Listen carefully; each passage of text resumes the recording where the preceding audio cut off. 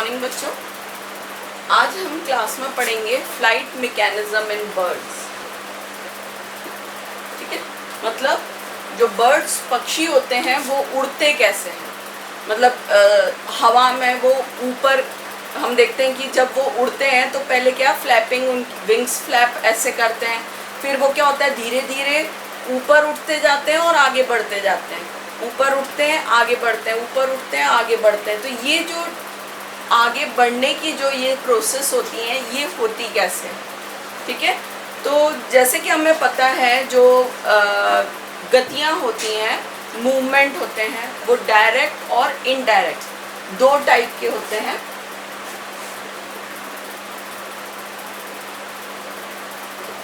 ठीक है, डायरेक्ट और इनडायरेक्ट दो तरह के मूवमेंट होते हैं, डायरेक्ट और इनडायरेक्ट। जैसे डायरेक्ट मूवमेंट हम जो जैसे मछलियां हैं, तो मछलियां जब गति करती हैं तो वो क्या करती हैं, पानी को चीरती हुई आगे जाती हैं।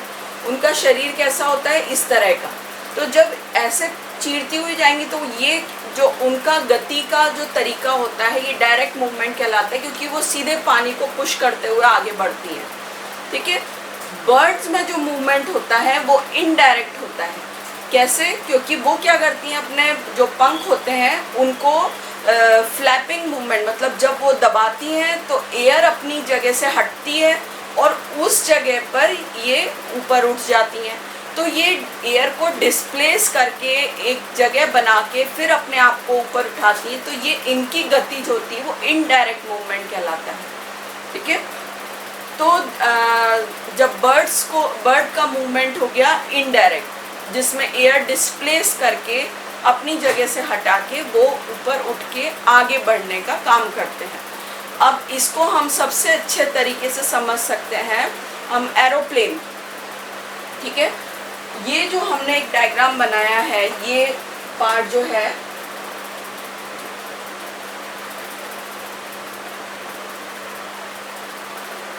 ये कहलाता है एयरफॉइल। जैसे एरोप्लेन है, एरोप्लेन के विंग्स होते हैं। ठीक है, विंग्स को अगर देखा हो तो ध्यान दिया हो वो इस टाइप से, मतलब चौड़े और कुछ पीछे से जाके वो ऐसे पतले हो जाते हैं। ठीक है, तो जिस तरीके से बर्ड के जैसा ही स्ट्रक्चर देखो एरोप्लेन का होता है, प्लेन जो होता है वो बिल्कुल बर्ड्स के जैसे, पक्षियों के जैसे दिखते हैं। तो उसी के जो पंख होते हैं उसको हम कहते हैं एयरफॉइल। जो एरोप्लेन है उसके विंग्स हो गए एयरफॉइल। ठीक है, तो एयरफॉइल यहाँ पर जो हम बर्ड्स को भी अगर हम देखेंगे, जैसे पंख होते हैं उनके, तो पंख वो इस तरह से फ्लैप करते हैं। तो फ्लैपिंग मूवमेंट मतलब जब उनके पंख बनेंगे, ये हो गए उनके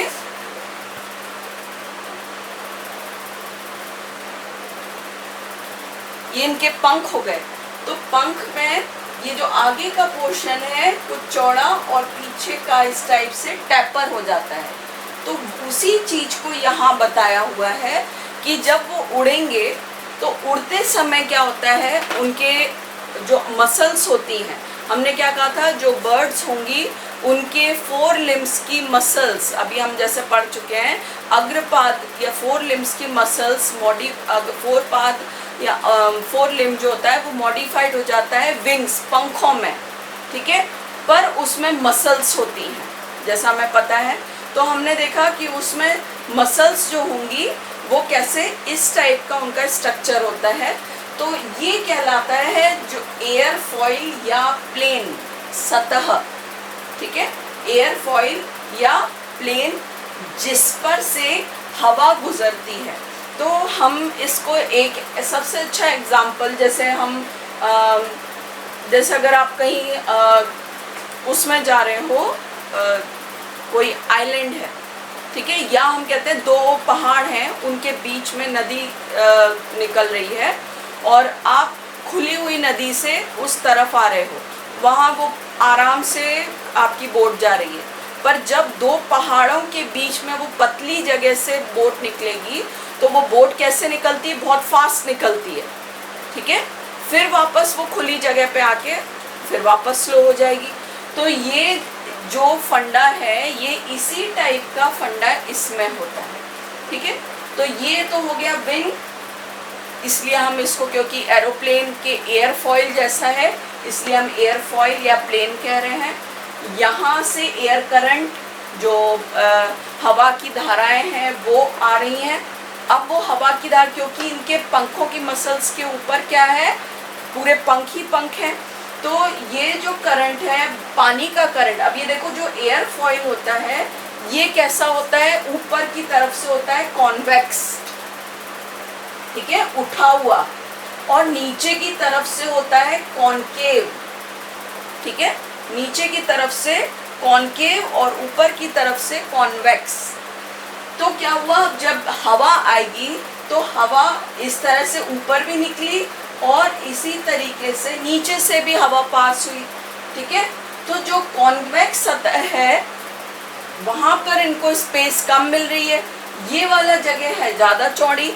इसको हम बर्नौलीज लॉ के अकॉर्डिंग हम समझ सकते हैं। बर्नौली का प्रिंसिपल क्या है, V inversely proportional to 1/p। Inversely मतलब अगर एक चीज़ बढ़ी तो दूसरी कम हो जाएगी, दूसरी बढ़ी तो पहली कम हो जाएगी। तो ये देखो, ये जो है वेलोसिटी, V मतलब वेलोसिटी, V वेलोसिटी हो गई, और P प्रेशर। तो अगर प्रेशर कम हो रहा है तो वेलोसिटी बढ़ेगी, मतलब वो तेजी से आगे बढ़ेगा। तो यहाँ पर जब एयरफॉइल इस तरह से रहता है, हवा दोनों तरफ से आ रही है, तो नॉर्मल कंडीशन में ये जो कॉन्वेक्स सतह होती है, ये कॉन्वेक्स सतह में देखो P जो है प्रेशर होता है कम, ठीक है, क्योंकि सतह कम है, प्रेशर होता है कम। जब प्रेशर कम होगा तो वेलोसिटी, गति ज़्यादा होगी, तो हवा इस जगह से तेजी से निकलती है, ठीक है। और यहाँ पर क्या होता है, P प्रेशर तो होता है ज़्यादा और वेलोसिटी होती है कम, तो क्या होगा, यहाँ पर हवा धीरे से निकलेगी, तो इसके कारण से ऊपर ज़्यादा तेजी से निकलेगी। ये जो हम देखते हैं, जो बर्ड है वो ऊपर एक तो खींचेगा वो आगे की तरफ, और ये जो ऊपर की तरफ उठेगा, ठीक है, तो ये लिफ्ट द विंग्स अप। इस कारण से जब प्रेशर लेस और वेलोसिटी ज़्यादा, नीचे की तरफ प्रेशर ज़्यादा वेलोसिटी कम, तब ये विंग्स को ऊपर की तरफ उठाएगी और उसके कारण वो बॉडी ऊपर उठेगी। तो नॉर्मल कंडीशन में ये बर्नौली का प्रिंसिपल अप्लाई होता है, जिसमें हम एयरफॉइल के बेस पर, एयरफॉइल ध्यान रखना सतह जिसके ऊपर से एयर पास हो रही है, और वो या हम इसको प्लेन, एयरफॉइल इसलिए नाम दिया, एयरफॉइल को एरोप्लेन के जो पंख होते हैं उस बेस पर नाम दिया है। तो नॉर्मल कंडीशन में तो ये होता है, ठीक है, कि जब वो उड़ रहे हैं, फ्लैपिंग मूवमेंट चल रहा है, ऊपर से हवा तेजी से तो वो, और नीचे से स्लो, तो वो बॉडी ऊपर ऊपर ऊपर उठती जाती है।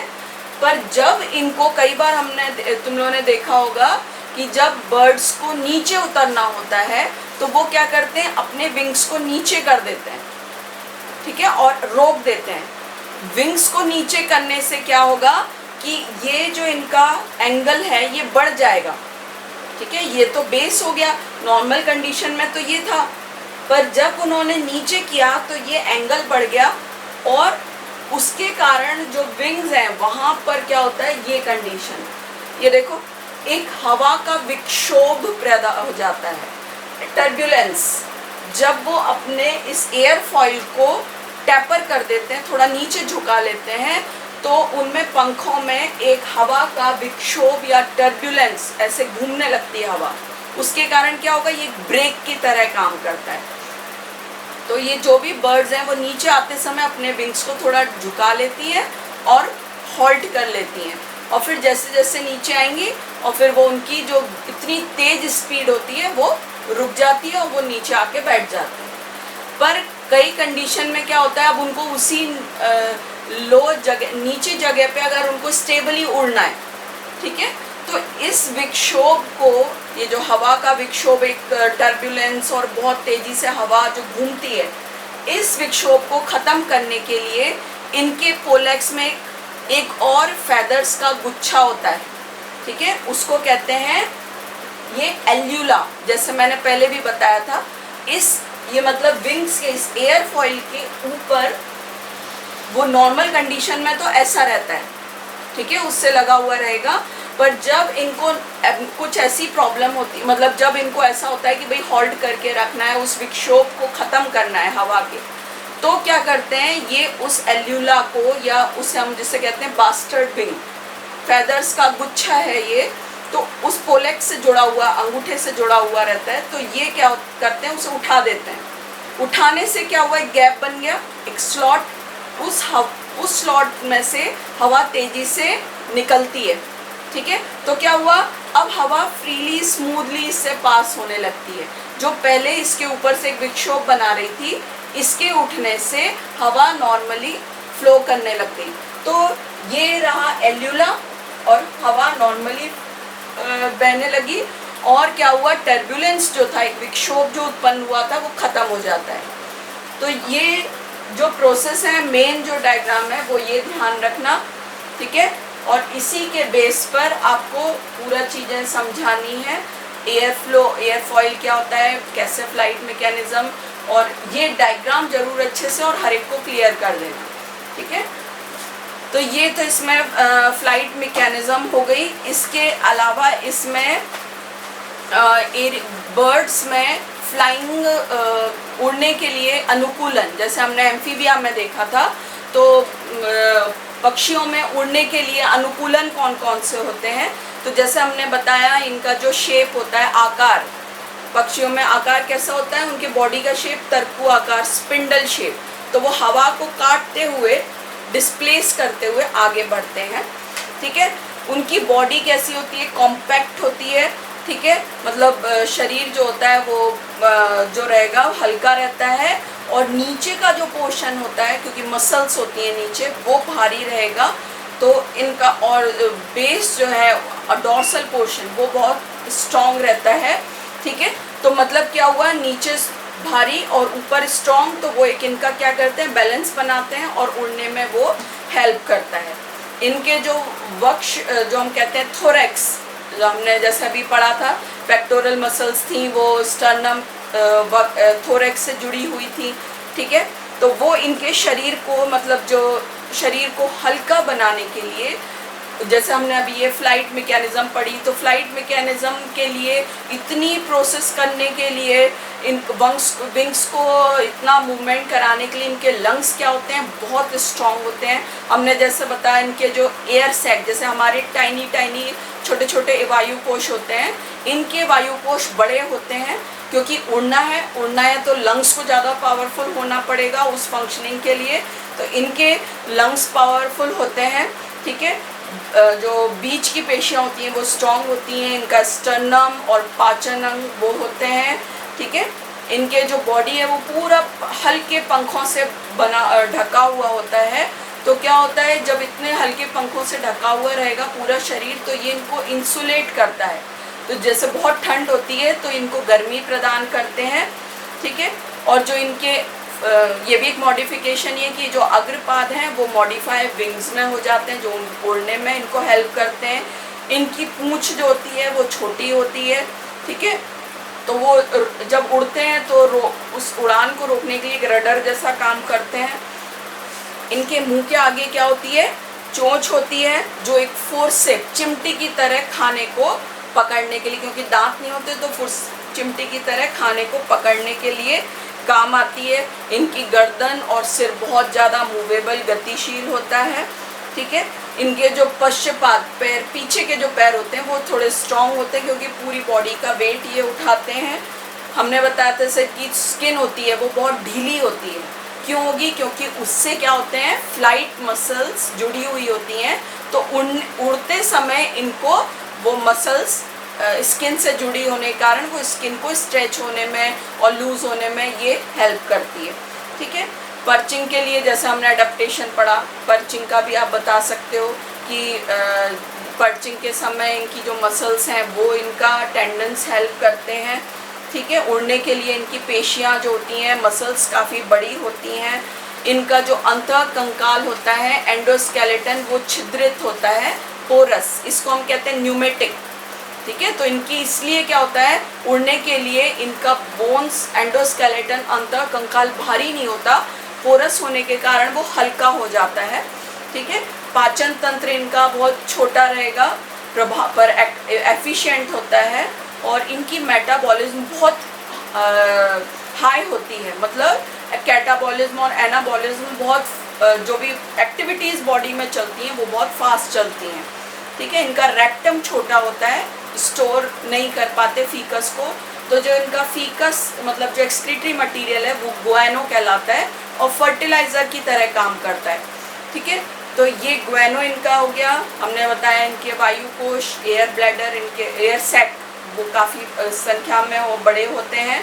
ठीक है, और उनमें क्या होता है, उड़ते समय कोई रेसिडुअल एयर नहीं बचती। जैसे हम सांस ले रहे हैं, हम अंदर सांस लेते हैं, हम छोड़ते हैं, कुछ सांस अंदर भी, कुछ हवा अंदर रही जाती है लंग्स में, उसे कहते हैं रेसिडुअल एयर, बची हुई एयर। पर इन बर्ड्स में जितनी एयर अंदर जाती है उतनी ही वायु कोश से बाहर निकलती है। ये इनके लंग्स की इफेक्टिवनेस दिखाती है। ठीक है, ये वार्म ब्लडेड होते हैं, मतलब इनका तापमान 40 से 46 डिग्री का होता है, जो इनको उड़ने के लिए काफ़ी एनर्जी देता है। ठीक है, इनका परिसंचरण तंत्र 4 चैम्बर्ड हार्ट होता है, और जैसा हम मैमल्स में पढ़ते हैं डबल सर्कुलेटरी सिस्टम होता है, मतलब एक में न्यूमेटिक एक तो हो गया पल्मोनरी सर्कुलेटरी सिस्टम, और एक हो गया सिस्टेमिक सर्कुलेटरी, मतलब एक में ऑर्गन्स इन्वॉल्व है, एक में लंग्स इन्वॉल्व है। ठीक है, ये तुम लोग फिजियोलॉजी में पढ़ोगे जब हार्ट की फंक्शनिंग पढ़ोगे।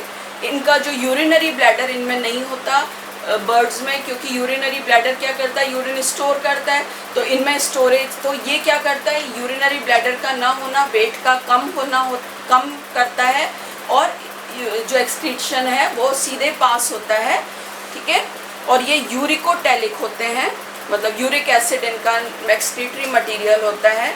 इनके ब्रेन सेंस ऑर्गन इफेक्टिव होते हैं, देखने और सूंघने की शक्ति होती है इनमें काफ़ी। इनका ऑप्टिक लोब्स बड़े होते हैं, आँखें जैसे इनका काफ़ी बड़ा एरिया इनके मस्तिष्क का बनाती हैं। तो जब हम कंपैरेटिव स्टडी करेंगे सबकी, तब हम बताएंगे कि कैसे ऑप्टिक लोब इनके काफ़ी, ब्रेन का स्ट्रक्चर जब पढ़ेंगे तो इजीली समझ में आएगा कहाँ पर वो उसमें डिफरेंस दिख जाएगा। ठीक है, और एक इम्पॉर्टेंट इनकी जो लेफ्ट ओवरी होती है वो ही सिर्फ फंक्शनल होती है, राइट ओवरी फंक्शनल नहीं होती। तो ये सारे जो अडेप्टेशन है वो इनके उड़ने के लिए है। ठीक है, तो इस तरीके से फ्लाइट मैकेनिज्म में आप ये चीज़ें पढ़ सकते हो। ओके, एडेप्टेशन पढ़ना है। एक लास्ट टॉपिक इसमें माइग्रेशन इन बर्ड्स बचा हुआ है, वो मैं तुम लोगों को नोट्स में भेज दूँगी। ठीक है, और कुछ उसमें पार्ट अगर हुआ तो उसको समझा दूँगी। ठीक है, तो इतना आप लोग इसको ध्यान से पढ़ोगे और ये जो बर्ड्स है ये कंप्लीट हो जाएगा। ओके।